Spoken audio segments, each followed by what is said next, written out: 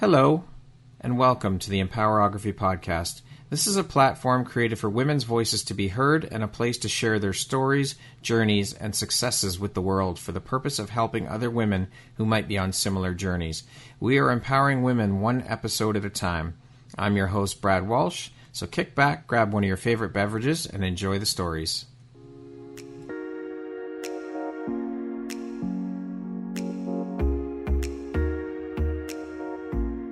The world needs to hear your message and your story, so don't deny the world of that gift within you that the universe has given you. Someone out there needs to hear your story because it will support them in feeling hope, inspired, and even transformed. Do you want to discover how I help get my clients out of their own way, show up, and confidently share their message? I would love to extend an invitation to you to join me in my free masterclass, Start Your Own Podcast from Idea to Implementation, on Wednesday, April 5th at 1 p.m. Eastern.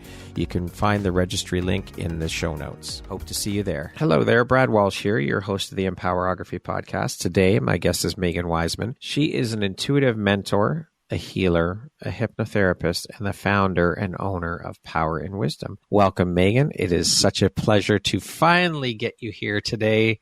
We have been trying for a while to get this booked, and so I am just so very grateful to have you here. How are you today? I am feeling so good. Excellent. Got all ready for this with my dancing. And I love that. I am grateful to have you here. So with all of that being said, let's jump in. Now, all of these titles, we were just talking before we started recording. It's like you have so many titles. It's like you don't know what to call yourself. And it's a lot of hats that you wear. It would seem that a lot of these hats are very closely tied together with one another, intertwined. So how do you prioritize, and how important is prioritization and organization to you? I love organization. I love structure. And so that is a priority to me. Obviously, as a business owner, you need to have structure and order and all the things. But then it's funny, if you are a healer intuitive, you have all this divine flow and inspiration and creation. So I feel like having a balance of both of those things has been really important to me, and knowing when I'm too much in structure and strategy and when I need to be more into flow and intuition. So I think there's that feminine masculine balance in business that you're always trying to feel and where you need to line up. I love it. What were you doing before you made the jump into entrepreneurship? My whole life, I was very active, high achiever, went to college, became a teacher, and then I started having a family. So I stayed home with kids for probably 12 years. And by the end of that, we'll get into that later, I just was kind of a mess and lost myself and started my healing journey after many years of not even focusing on myself. And so how long have you been working in the entrepreneurial world as an intuitive mentor and healer? Yeah, I started coming into my gifts probably 2018, and I was learning that I had skills and abilities that I didn't realize, and I was practicing and using those, and then decided I actually wanted to get trained in a modality. Hypnotherapy was something that I practiced and did for my own healing, and I was really good at it. It was just natural. I was like, this is a job.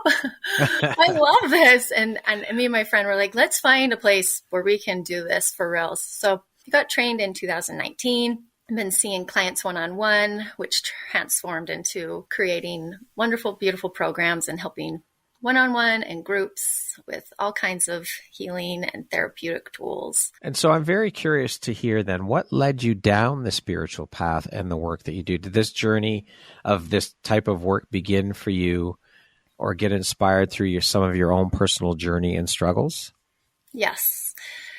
So I've been a spiritual, religious woman all of my life. So I've been taught to pray and read scriptures and do all of that. But I feel like my deeper spiritual awakening happened when my dad died. Okay. Usually something big and traumatic happens that makes you go deeper into your grief or your feelings. And I loved him. I still do. He's still around. He hangs around. We work together still. But I didn't know at the time. I was just in this deep, dark place. And I feel like he was guiding me and pushing me and trying to hey, girl, remember who you really are and what you came here to do. So after that, I was being led and guided to different healing modalities and classes and books. And I just started awakening this side of me that I didn't know it was there or I'd hidden for a long time. So I feel like that push from the spirit world has been keeping me moving through all of this. And it started probably 8 years ago when he died. My personal struggles, he left and he was gone and there was grief there. But I think my personal struggles were that transition from being this super awesome, high achieving woman and doing all these great things in high school and college and accomplishing things and having a career. And then all of a sudden being a mom. I think that was really hard for me. I felt like all of my dreams and all of the things that I thought I was going to be were kind of sacrificed to raise kids. I lost myself. I was doing so much for everybody else. And I just felt like I wasn't going to be able to do what my little girl heart wanted to do in this world. But then as my kids have gotten older and I've started to come into my own gifts and abilities, I realized that was just a phase and a part of my life where I just needed to focus on my family. But now I can do both things. I can have a family and I can go accomplish and help other people in the world. But I needed that journey to kind of lose myself in order to come back and find myself again. It was part of the story and struggle. I see it all clearly now. In the middle of it, I was like, what is happening? But I see it now clearly why it needed to be that way. And so how did you get through those struggles, and who did you have to turn to, or what did you have to turn to for support to help you get through all of that? Yes, I love that question. So personally, I have always had a deep connection to God, to Christ. I've always loved angels. So the first part of my journey, I didn't really know about healers and all these alternative medicine and all of that. My first part of my journey, it was just learning how to be deeply connected and use meditation to get into my own heart and to be led and guided by like God and angels and my own spiritual guidance. But then as I was going into that, I realized there's so much more that we can learn, not just within a religious context. There is all kinds of healing and healers and lessons about energy and our spirits and our soul that just added to what I'd already known and felt. So I definitely was exploring all kinds of different alternative people. I went to different healers, mentors. I went to all kinds of classes and courses. And then I was just so excited to learn all the things. It was like all these things that I didn't know existed. And then all of a sudden, this whole new world was opened up to me. And obviously, I'm meant to do this. So of course, I was so excited to study all the things. But I definitely needed to do my own work first, heal a lot of the things that were keeping me from being able to really step into my own abilities and my own intuition. And every time I heal, and even now, even as I heal or I let go of old patterns or old feelings or old beliefs about myself, I can feel myself getting stronger. I can feel my gifts getting stronger. I can feel my connection, my energetic connection building and growing. So I feel like that healing journey is so important for us to go through ourselves as healers because it strengthens us and gives us compassion and it helps us be better at what we do. And then we get stronger in our own abilities. So using my divine connection and also just all the wonderful tools and knowledge out there to study and learn. So my heart and my mind, help me get through it. How have these experiences then helped shape the Megan you are today, do you think, both personally and professionally?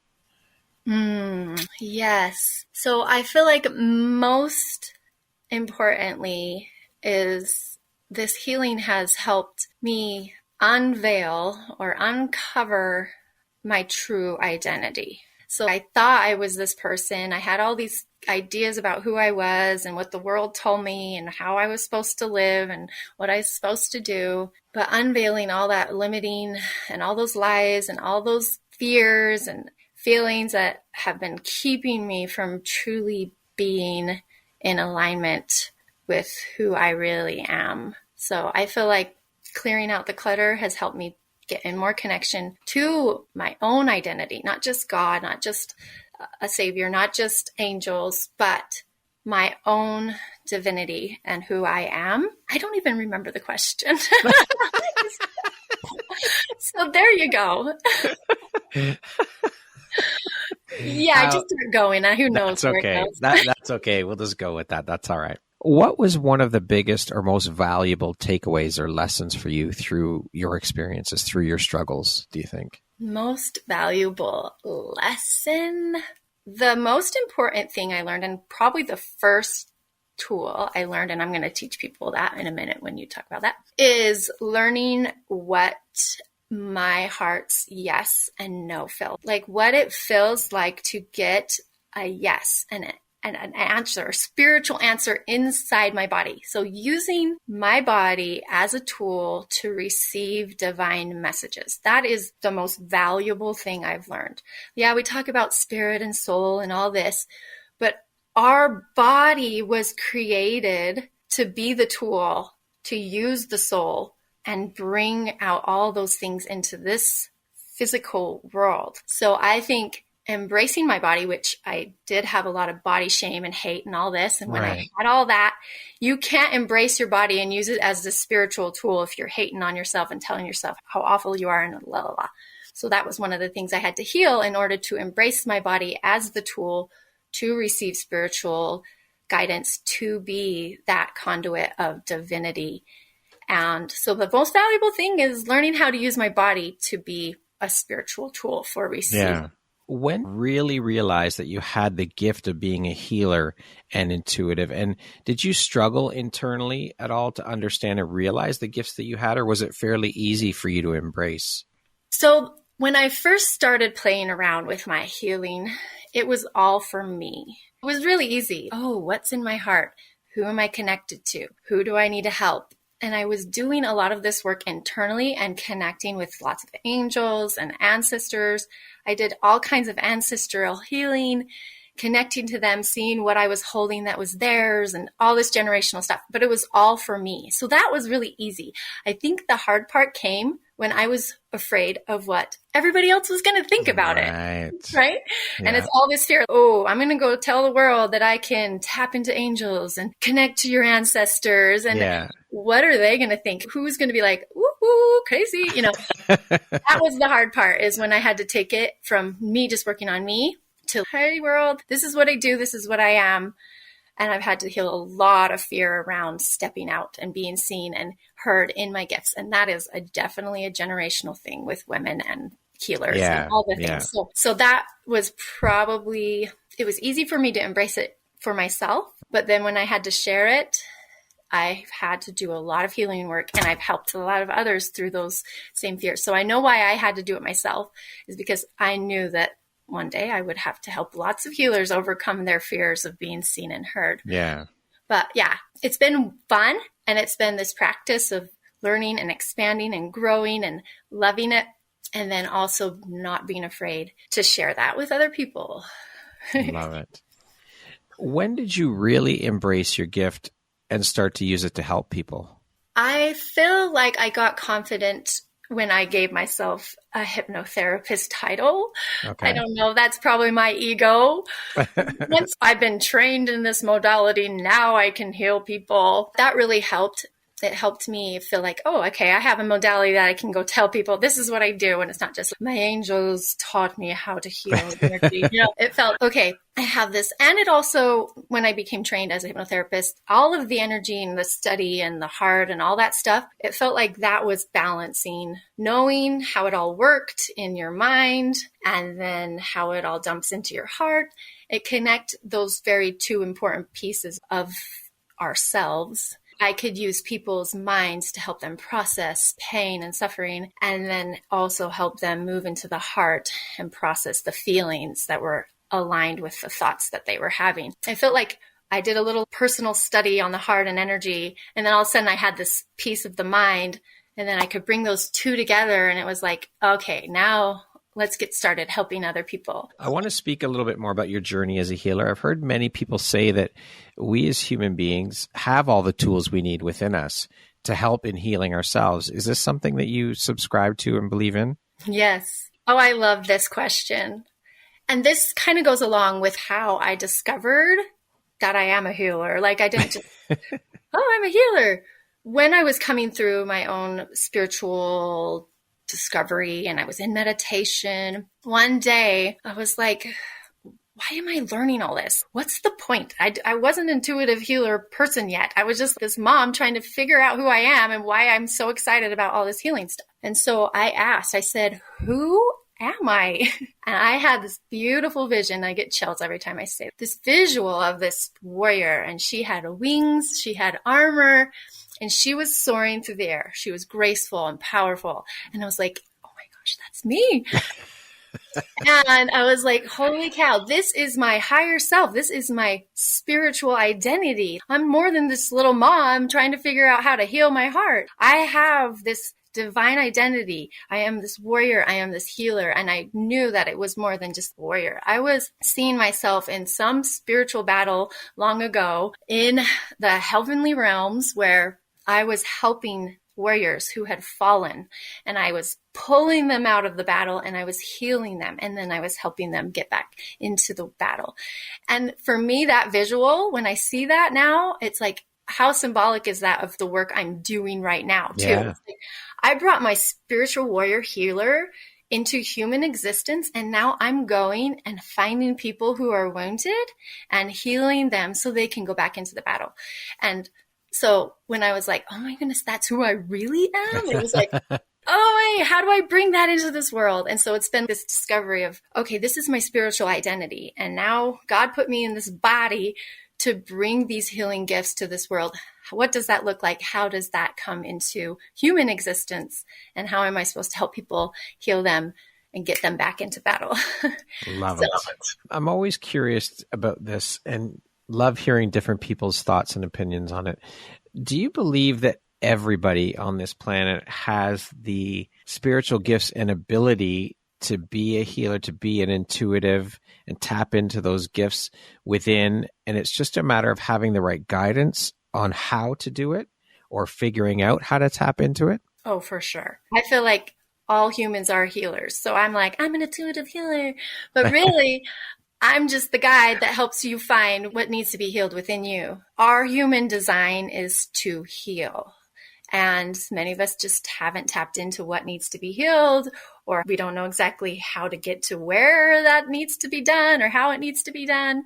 So yes, we were all spiritual beings first, and we're in these bodies, and we're learning to discover how to help ourselves transcend all of the gunk that's inside of us so that we can rise into higher levels and eventually, I believe, become divine beings ourselves. So it's transcending all that human stuff that's within ourselves from our ancestors and all the things so that we can rise higher into those states. And our body was designed to do it. So yes, we all have that healing ability. Sometimes we just need to go to some friends and helpers to get us there. I still do it. I go find my people when I'm like, I'm a mess. Come help me. Yeah. You know, but we all need guidance. I think it was designed that way, that we would need each other to rise. So we're not just, I will do it to myself. We can't do anything by ourselves. We need help. We are so in need of connection. And yes, that healing connection is the most powerful. And I know for myself personally as a healer, anyone who comes to me, there's something within me that's resonating with what needs to heal. So as one person's guiding another person, we are all rising together. It's absolutely we all one, right? We all talk about being one. So as one person heals, we all heal. So it's this beautiful connection that we have when we're healing. Love that. Now, you're trained in multiple areas and modalities. Can you speak a bit about that and how you incorporate these into your work with your clients? Yes. So I talked about how I've learned to use my heart to connect to divine people, guides, and angels. So that is something I've learned through my own deep meditation. And I can get answers and connect to people's spirits, and I can connect to their spirit guides. I can connect to ancestors that are hanging out. And it's kind of like this huge teamwork, and it's hard to explain to someone who's never experienced it. That's the intuitive part. That's the heart-centered part, is letting my heart guide me to what we need to do, receiving divine guidance to what's the next step. Sometimes I'll go into a session and I'll be like, yeah, I've never done this before, so we're going to call in some help, and I'll be calling in, hey, ancestors, hey, angels, what do we need to do?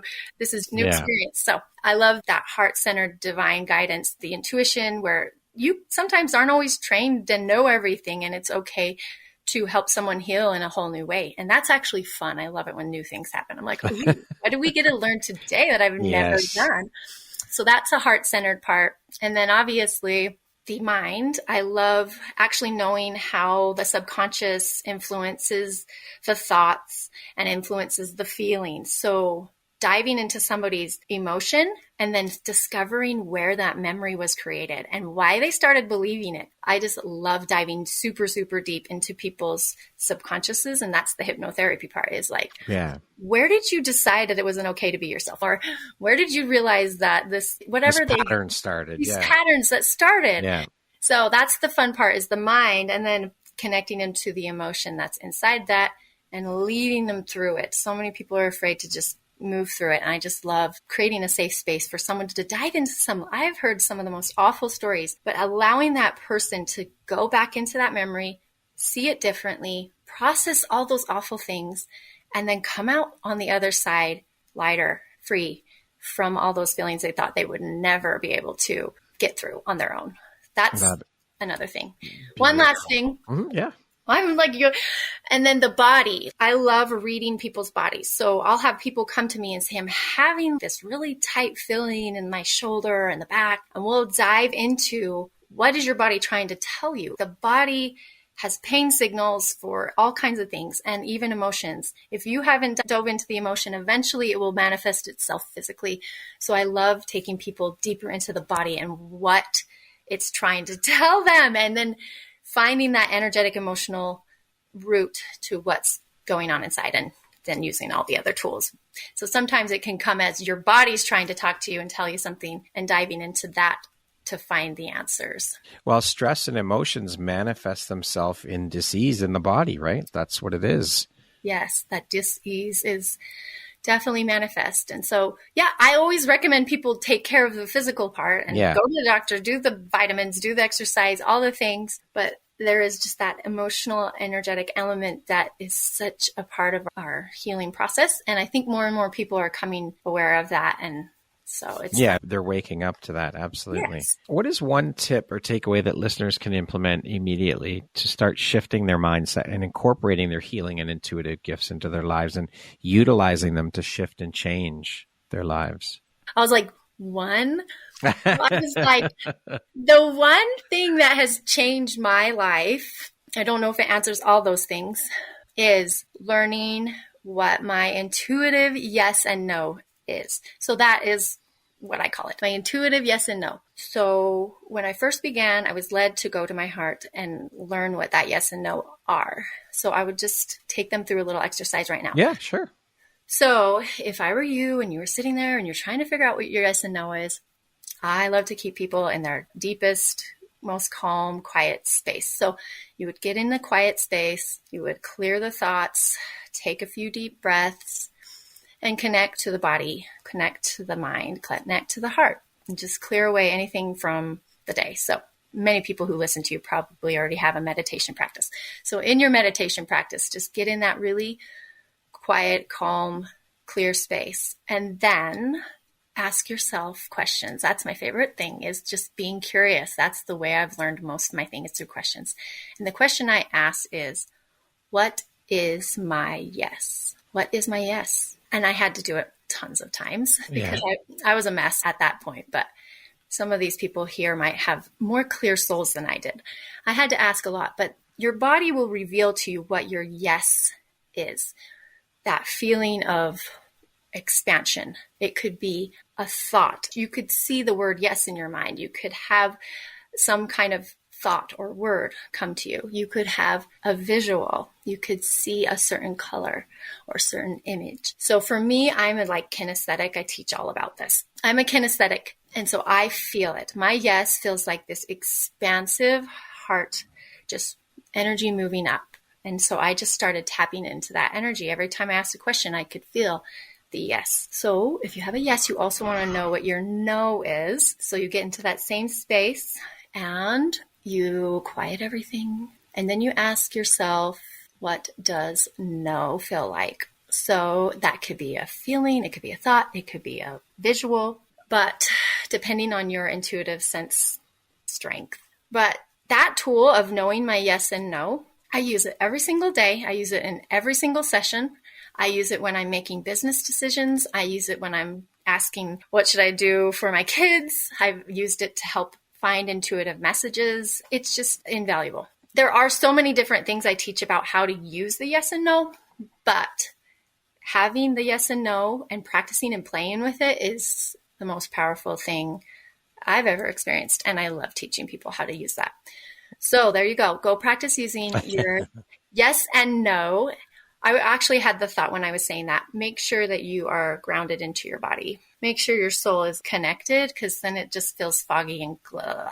So you might have to do some clearing and connecting before you actually are able to be in tune with your yes and no. So don't get mad at yourself if it's struggle at first or it's not working. There may be just some interference that needs to be cleared out until that message is. And sometimes mine gets really tired. It's, I can't do this anymore. You just need to sleep. Your body is tired. It's not going to always be a perfect tool. We are humans. We do have needs that need rest. So the soul can come through. But that is my tool. I was like, people need to know how to do that. Thank you. Thank you for sharing that, Megan. How and why did you decide to get trained in hypnotherapy specifically and add that to your toolbox? Yes. So I went to a hypnotherapist. That was my first experience with hypnotherapy. I did do a when they do the entertainment when I was 18. Oh, the hypnotists? Yeah. On stage? Yeah. I did that. And I always laugh about that now. I'm like, who knew? I didn't even know what a hypnotherapist was. And at 18, I went to this hypnotherapist show and I went on stage and did all the things and everything. So that wasn't it. And that's not the same thing as hypnotherapy. So my first experience was actually going to a hypnotherapist and doing the session. She's, wow, you were good at this. You processed this so quick. And I was like, I love this. This is amazing. I need to do this for other people. It helped me so much that I was like, I want to help other people to be able to do it. And I had so many gifts and abilities, but I didn't know, how do I guide someone else through it? So when I saw her doing that for me, I'm like, bingo, that's how you do it. Right. That's how it's done. So then all of a sudden I knew, okay, this is something I could use to help guide other people to do what I'm doing for myself. I'm so good at my own meditation and angels and guides and but how am I going to teach somebody else to do that? Oh, I get them into a deep state of meditation and into their memories, into their imagination, guiding them through the process. If I can help someone else do that, then I can teach them the things I've been learning. So it was this like, ding, ding, like God was like, here you go. This is what I need you to do. And this is how you can do it. So that was it. As mentioned, you're the owner and founder of Power and Wisdom. Can you speak a little bit about your business, when it was founded, and where you see it going in the next few years? What are your plans? Yes, plans. I founded my business before I became a hypnotherapist. I just knew, I was like, there's something I'm meant to do with this. I'm not just this healing warrior for no reason. And God didn't tell me this if I wasn't supposed to do something awesome in this world. And one of my mentors that was helping me said, what are some powerful words that you love? And I'm like, I love power. My name is Wiseman. So wisdom. And so I chose power and wisdom, and not knowing like how that would play into my business. Looking back, I'm like, this is the perfect name for me. I'm so glad I chose it, because now I am bringing people into their power by diving into all their wounds and helping them find wisdom. And more importantly, wisdom is the name for the divine feminine, right, or our heavenly mother. So even more and more, I'm learning that my gifts and abilities are here to help other women step into their divine feminine power and create a connection to that divine mother and that goddess energy that has been kind of suppressed and hidden from our world. So learning that my name means power and wisdom is symbolic of, that feminine energy, that wisdom that this world is needing. So I created an intuitive course where people come and learn their intuition. And I've been doing that for a couple years, and it kind of came to a stop. And all of a sudden I was like, why am I being led to do something different? And that's what I've been working through the last few months is, working in that divine feminine leadership. And that is where this is going. I am creating a new book and a membership and divine feminine leadership mastermind where we will come in, work through our wounds and discover our wisdom and really create that harmonizing balance between the feminine and masculine. There is so much in society and in ourselves that has been programmed to hide and to suppress all that femininity and all that ancient wisdom. And that's my story. I was too afraid to show all of that. Yeah. But now as I'm stepping into it and feeling the power of that and aligning more with my femininity, I realize that is exactly what the world needs right now. We need more feminine leaders who we're not trying to be like men. We don't want to be men. We want to be women in our feminine power, in our gifts and abilities, and not be afraid to share that. That's what the world is missing, is that imbalance of these women who are safe and secure in their power and able to work in alignment with the masculine, which I love that I'm on the podcast with you, because it's like, you do that for women. You are here to be that masculine support and encouragement for women and be the man. Because some of us have been like, men and women, but that's not how it's going to work. And it needs to be in harmony and balance. So helping women find that balance within themselves, heal the wounds that have been created by the masculine energy and the masculine society so that they can finally feel safe in their own spiritual. The patriarchy needs to be burned to the ground. And we need to stop with this masculine versus feminine bullshit. Enough of that. I mean, yes, of course, we have to acknowledge what women have had to deal with and what women have had to put up with 100%. But let's not live there. Let's move past it, because if we stay stuck there, we're not going to get anywhere. So if we would just learn, I think, to come together as human beings, never mind the masculine versus feminine. We all have masculine and feminine within us, men and women. So let's just get past it, come together and unite as human beings. And this way we're going to get so much more accomplished in this world. And we are so much stronger united. More men need to start stepping up and saying, I'm here. I see you. I hear you as a woman. And we're allies. We stand shoulder to shoulder. No more of this competition bullshit. There's no need for it. Let's get past it and just unite as human beings. And then the world will be so much more better off. It'll be a much better place and a much happier place. We'll get so much more done. Oh my goodness. I love everything you just said. Yes. And I love that you were like, it's in all of us. Yeah. That masculine and feminine energy comes from the feminine and the masculine that created us. So exactly. Boys are conditioned and taught that not to show their feminine side, not to cry, not to be emotional. So there's one of the problems right there, is we need to shift that as parents who are raising boys. And we also need to shift how girls are raised too. Girls are not meant to just, as back when I was growing up, I was like, girls just sit there, be quiet, be pretty. That's it. That's enough. Let's just fucking get past let's break the shackles of the conditioning and all the bullshit, the social, the parental, the religion, all of it. Let's just fucking come together finally and just rise together. That's it. Amen. I love that. Totally. We're on the same page. No wonder we were brought together.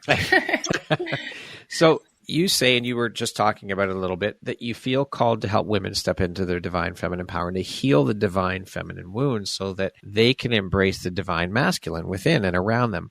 Why is this mission so personally important to you? Because I've had all those wounds. I'm working through them currently and recognizing so many things about myself that have been wounded. I'll share a little story. Sure. I was working in my own session. We're going personal here. And I was trying to figure out, where did this start? Why did I start feeling like I wasn't safe to be this feminine leader or this spiritual woman? And I had this visual. I'm a religious person. I've been raised and gone to church my whole life, and I've loved that. But when I was a little girl, I had this visual, and I was just kicking my little Sunday shoes, and all of a sudden I just saw up on the stand there was all these men.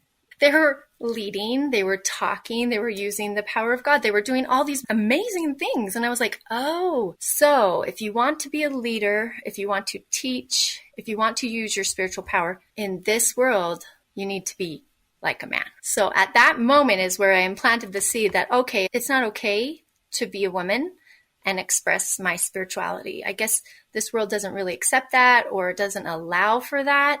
So I guess I'm going to hide my feminine truths and the spiritual leader that I am. I don't think she knew all that, but I see it now. And I'm going to try to be more like a man, because that's what this world allows. And so I was just bawling. I'm like, that's where this little girl decided. And I'm not the only one. I don't hate religion. I don't hate intuitives. I'm kind of in both worlds, trying to make peace with that spirituality that can be created in lots of ways. But that little girl inside decided it wasn't safe and it wasn't okay. And so maybe I just need to be different, and I need to be something else. Because in my heart, I know that I'm meant to lead. I'm meant to speak, and I'm meant to use my power, but I can't do it like a woman. I need to do it like a man. So all this healing has been trying to help me get back into that feminine power so that I can lead as a woman with my voice, with my spiritual power, and not feel like that's not accepted and not okay in our world. And actually, this world needs more of that. So that's why, because that's just one example. I've seen it in my marriage. I've seen it in my culture. I've seen it in women in the society that we live in. Yeah. All over. It's because it's all part of the conditioning. I think that, again, the patriarchy needs to be burned to the ground. I think that women deserve to be in positions of authority in this world. Look at what the patriarchy has done to the world. Look at the state of the world right now. It's a fucking disaster. So why don't we have women stepping into positions of authority? They certainly, I can guarantee you, they're not going to fuck it up any more than it already is. It can only go up from here. So why aren't we lifting women up and supporting more women and having more women in positions of authority? It's necessary. We need to do this for the betterment of the world, for the betterment of the collective. It's so important. We need to shift the way we're thinking. Yes. And I feel like that's why there's such a spiritual rising of women, because all things are created spiritually before they are physically. So this rising of the spiritual movement of healing our own feminine wounds and healing all of the generations of suppression and persecution, it's going to happen spiritually within ourselves before we see it manifest physically in the world. So it may not look like they're out. Maybe we're not always like marching in parades and, running for office yet, but there are women doing, which I love.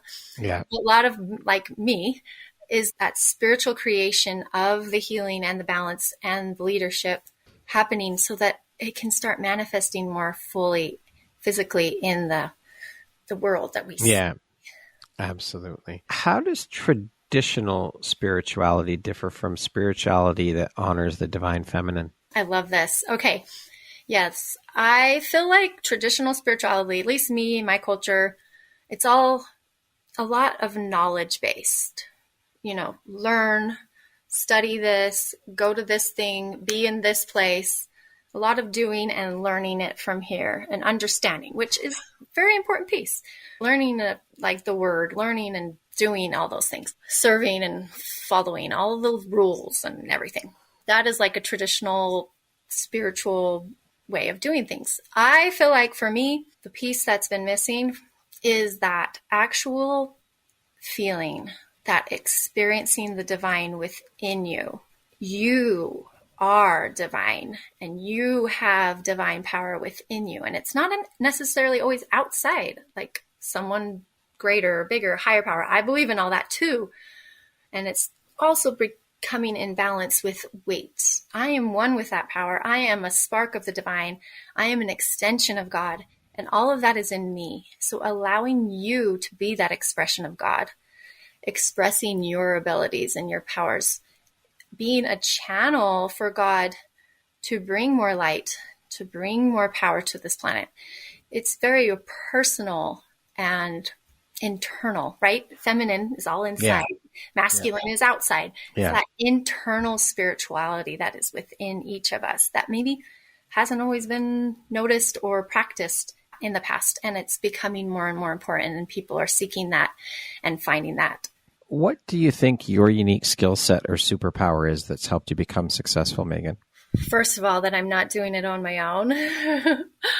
I'm definitely being divinely led, or else it probably would have given up. Entrepreneurship isn't the easiest. It's the most challenging thing I've done. It requires a lot of moving out of your comfort zone. And every step I've always turned, and when things aren't working the way I think, or it's hard, I've always turned to, okay, what's the next step? Where do I need to go? So I feel like having that divine connection and not believing it's my power and my business and me and is really helpful, because I'm just a human trying to do what I've been led to do in the best ways. My actual work, I feel like we've talked a little bit about what I do, is that deep connection with the heart, being led, being open to learn, not knowing that I know everything, but being open to receive new and real guidance daily, and being dedicated to empowering others. It's not really me. Yeah. I'm just the voice and the leader, and I'm the one here, but I really want other people to do. I don't want to do it all for you. I want to teach another person so that they too can be in connection with the divine, being led by their intuition, feeling their power. If I am like, here I am, and I will teach you all the things. No, I want to lead you to be your own leader, your own teacher, your own healer, and receive that guidance. I'm just trying to think. Oh, and also, I just feel like I have a large divine army of angels. I love angels, and I do a lot of work with them. So feeling like I'm not alone and that I'm being led and guided with my huge team gives me so much more power to do so much more, because I feel so supported in that spiritual realm. I'm learning and really opening myself up to do that more physically, because I'm really good at my spirit team. Right now, I'm in the process of creating a physical human spiritual team. So I feel like that has really helped me move forward. Yeah. My superpower is that all that divine connection. Speaking of success, how do you define that word? What does the word success mean to you?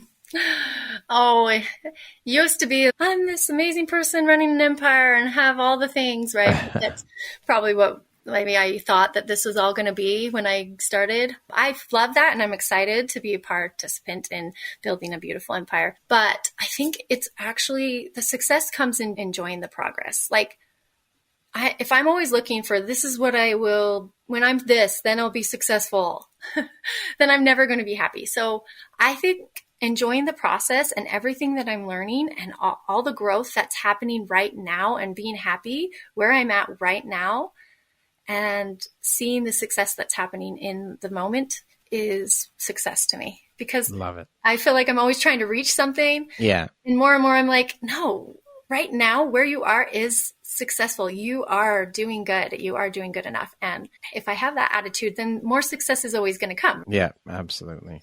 Now, you're obviously an advocate for women and women's empowerment. I'm very curious to hear what your thoughts are on the landscape of entrepreneurship and women-run businesses currently. I feel like a lot of people are being drawn, well, a lot of women drawn to entrepreneurship, and maybe not for the reasons they think. I came into entrepreneurship because I was like, yeah, I'm going to change the world, and those are things I am going to do. But I really believe entrepreneurship for women allows them to step into their creative self, allows them to progress faster than if they were doing anything else, because you are always creating, you are always challenging yourself, you are always reaching new levels of you. Yeah. And it's just always pushing you to become more and be more. So I think entrepreneurship is this beautiful thing where you think you're going to change the world, but in actuality, it's going to change you while you change the world. But yeah. I think that's the beautiful paradox, or whatever you call it, that entrepreneurship is for anyone, but especially women. And we always haven't had the opportunities to own land, run a business. So we're all stepping into this. Our ancestors are like, woohoo, go in, because we never had that chance. And so we need to step into new territories and be a whole new world of opportunities for women. Because yes, the world has been, but there is so much progress and so much we can do. So we have to celebrate how far we've come as a society, and that we do have so much more opportunity. And in that, let's have freedom to create amazing businesses and change people's lives. Absolutely. Are you seeing a shift then in terms of more women making the jump into entrepreneurship? And if so, why do you think that is? Yeah, well, that's where I hang out, right? It's with all the leaders and healers and entrepreneurs. I think for the reasons I just said, is that I feel like there's a lot of women who are coming into this world with lots of power and purpose, who know they have things to do, And entrepreneurship and businesses are a place where you can freely create and have freedom to step into that creativity and do so much with the world. So yeah, a lot of women are excited to have that freedom to create and do amazing things in the world. What do you think is one of the most significant barriers to female leadership? My life's purpose, overcoming the limiting beliefs that have been placed on ourselves, things that we've created for ourselves, and those limits that keep us small and keep us hidden and keep us not allowing ourselves to be seen in ourselves, and also those cultural, societal barriers that have been placed around us or in us, whatever. Being a women's empowerment advocate, what do you do to empower yourself? That is so good, right? Because I'm all, let's empower the world. I feel like that keeping in alignment with higher guidance and always having that practice. I could get up out of bed, run, check all the lists, do all the boxes. I've done that. And things just don't align or go the way I want because I think I'm just going to do it. And it's me, powerful me. As soon as I lose that deeper connection to my higher guidance, my intuitive, do this, do that, it feels harder. It feels less. It feels not fun. I lose the spark and the joy. So having a time and a practice of continually connecting, clearing out fears, worries, doubts, all the things, and getting back into that space of peace, trust, faith often. So that usually comes to me in my practice of meditation. If I'm doing some musical dance, I do a lot of dancing and singing, things that get me connected to my joy, to my spirit, to my soul. That is how I feel empowered, is really deep body soul connection. We're going to jump into a little rapid fire section here. So the next grouping of questions just be 1, 2, 3 word answer type thing. Okay. Okay. How would you describe yourself in one word? Creative. Early bird or night owl? Early bird. If you could teach the world one thing, what would it be? Divine connection to self and spirit world. What's one thing you want but cannot buy with money? I want to heal the whole world. That's a lofty goal. But with your army that you're building, it's possible. That's right. It's not myself. That's right. What is your favorite self-care practice? Meditation and music. What never fails to make you laugh? Dance parties with my younger daughter. That concludes our rapid fire section. Now back to our regularly scheduled program. What is the one thing you could not live without and why? That was a hard one. My family, obviously, my faith. And then if there's just the thing that I love words. I know that's a weird thing. It's not like something, but I love the ability to express and create and let someone know how you feel, hear what someone else is feeling. And the words give us power to do that. So I love words. Okay. What challenge in your life, Megan, has shaped you the most? It definitely is having children. Next to entrepreneurship, I guess. Having children has brought me to see myself in them, their little reflections of who I am outside of me. So I see the good that they are. I see the difficult things, and I have to blame myself for those.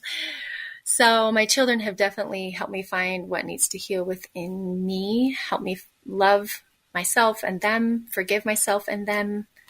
And I think I've learned a lot of lessons from my mothering.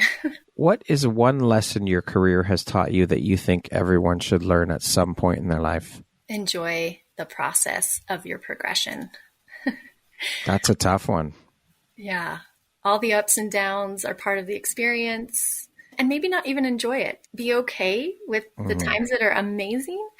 And it's okay when times are rough. And that it's just going to always flow. And it's just part of the process. What is something surprising you've learned about yourself in the last year? Definitely my deep feminine wounds. Like I thought I had done so much healing work and I was on my way. It's amazing how I found new levels and layers that need to heal. And I know why, because I'm going to help others through their own feminine wounds as well. If you had the opportunity to sit down and have a 1-hour conversation with one woman, any woman in the world, who would it be and why? Yes, I love this question. It's so hard, but I would choose someone who's from long ago. But I choose Mary Magdalene. I knew you were going to say that. Did you? Yes, Look I at did. You using your intuition. I knew it. I love it. So I believe she is just this beautiful, powerful woman that hasn't been displayed in the way she needs to be. I feel like she had a deep connection to Christ. I love Christ and I love his work and mission on the earth. I feel like she had a deep connection with him. She was a companion with him. She had a message. She had a mission. I feel like her story was suppressed and the truth about her hasn't been told. And I would love to hear her version and what she experienced, the lessons she would teach. And I would just have so much fun hanging out with her and chatting and learning about what she did and how she learned from Christ in her life. If you could go back and give your younger self one piece of advice, what would that piece of advice be? Be more kind to yourself. Just let her know that she's good enough and know who she really is. Lastly, Megan, if you were to deliver your last 30-second speech to the world, your tribe, your corner of the world, your people, what would that last 30 seconds sound like? What words of wisdom would you impart? Oh, my favorite questions. Remember who you are and why you came here. I mean, that's so cliche. It's all within you. Remember that connection to the divine that has always been there and that you are that connection between heaven and earth, and just allowing that power within you to start to show and not be afraid to be that person that you came here to be, to discern the darkness and the lies that keep you from shining brighter, from stepping into that power, and hold tight to the truth so that you can be that beautiful human that you were created to be. Beautiful. Megan, thank you so much for taking and making the time to be here with me today. It has been an absolute pleasure having the opportunity to sit down and speak with you and share in your journey through this life that we are going through and all the beautiful work that you're doing, and you're shining your bright, beautiful light out into the world. Thank you for just being you and for being part of the Empowerography community. And I just appreciate you. You're truly an inspirational woman. So thank you for all that you're doing and all that you are. Thank you for having me and letting me express my My pleasure and my honor. Once again, my name is Brad Walsh, host of your Empowerography podcast. Today, my guest has been Megan Wiseman. She is an intuitive mentor, a healer, a hypnotherapist, and the owner and founder of Power and Wisdom. Thanks so much, Megan. I hope you have an amazing rest of the day. Thank you. Thank you very much for listening to this podcast. If you haven't yet, please be sure to subscribe, rate, review, and share with all your friends. You can find me at visuphoria.ca and follow me on Instagram at Empowerography Podcast and on Facebook at Empowerography. Please join me next time for another inspirational story from yet another amazing woman.